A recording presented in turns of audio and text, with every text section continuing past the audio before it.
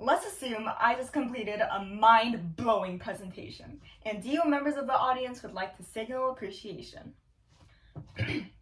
And that, ladies and gentlemen, concludes my presentation. The roar, please help me, I feel like I'm being attacked, I'm scared I'm going to pass out. Or at least that's what Britain's National Union of Students believes will happen. In 2015, they voted to replace clapping in large group settings with, get this, jazz hands, or these, to become more inclusive to those with sensitive hearing and to completely remove any loud triggers that induce anxiety. Those who weren't prone to the triggers and made the appalling mistake of clapping were promptly punished for following their instincts, while those who were deemed sensitive to loud noises were protected by society. Now you may be saying, Jennifer, you're overreacting. Am I? When I make my silliest face to an infant, they giggle and they clap. Clapping is quite literally all of humanity's natural inclination when expressing joy or appreciation. By the Britain's National Union of Students, however, clapping was interpreted as offensive, exclusive, and even threatening. Now, by no means do I contend that we should ever condone intentional acts of violence in any shape or form, nor should we ever dismiss serious mental illnesses. But where do we draw the line? With our intensely sensitive culture of fostering individuality and establishing political correctness, modern societies have clearly taken a large step within the social movement, just not necessarily forwards.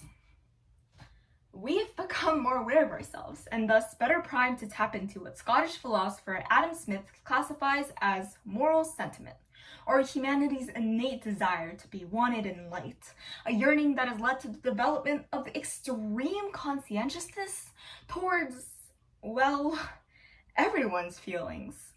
I mean, just look at how coddled our generation is. In elementary school, we are given certificates for being the best daughter, having the widest smile, lying about how many hours we read. Jimmy isn't a loser for coming in last, he's just the last winner. Constructive criticism became an obsolete concept, as speaking negatively about someone or something was frowned upon because, hey, there is always something worthy of rewarding. Improving ourselves and striving to do better was undervalued because we were constantly given rewards for our minimum effort. Given being the key word, rarely earned. But that's our blissful youth, right? The early years of our growth that necessitates gentle prodding and encouragement.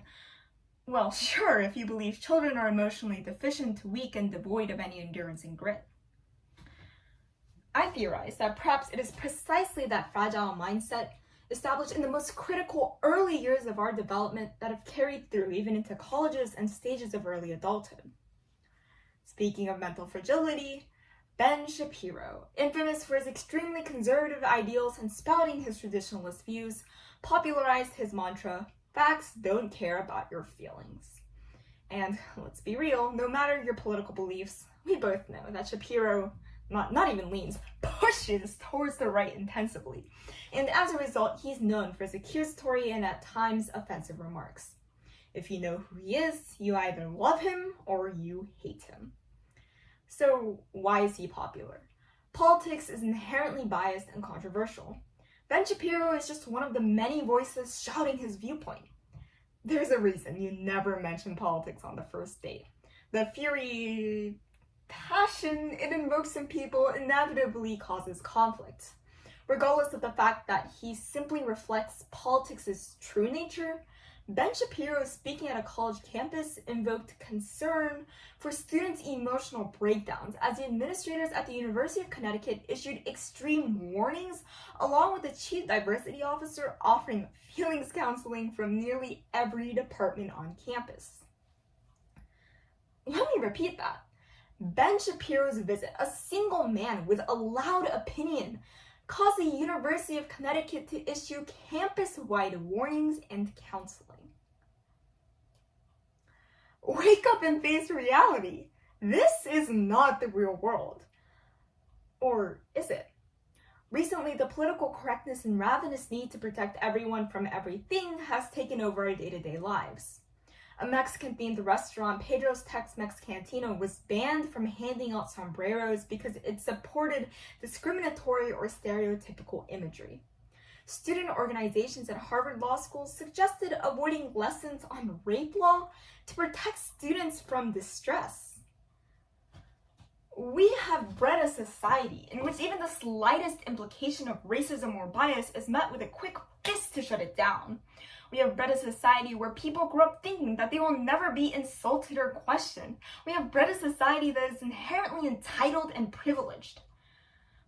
One can argue for some benefits to this social mindset, including a consistently positive, non-judgmental atmosphere, encouraging inclusion and acceptance. But sensitivity training and zero-tolerance policies reinforce a restrictive and fearful atmosphere. We need to differentiate between concerns that are actually harmful versus challenges we need to overcome on our own. We will become mentally deficient and dependent on the hope that the system will protect us, unable to properly handle obstacles. If we continue to blur the lines, calling every opposition racist, homophobic, or oppressive, we may actually do more harm to those who need the differentiation. Trevor Phillips, head of the Equality and Human Rights Commission, said, "The path to real progress may include learning to live with offense. And progress we must." Thank you.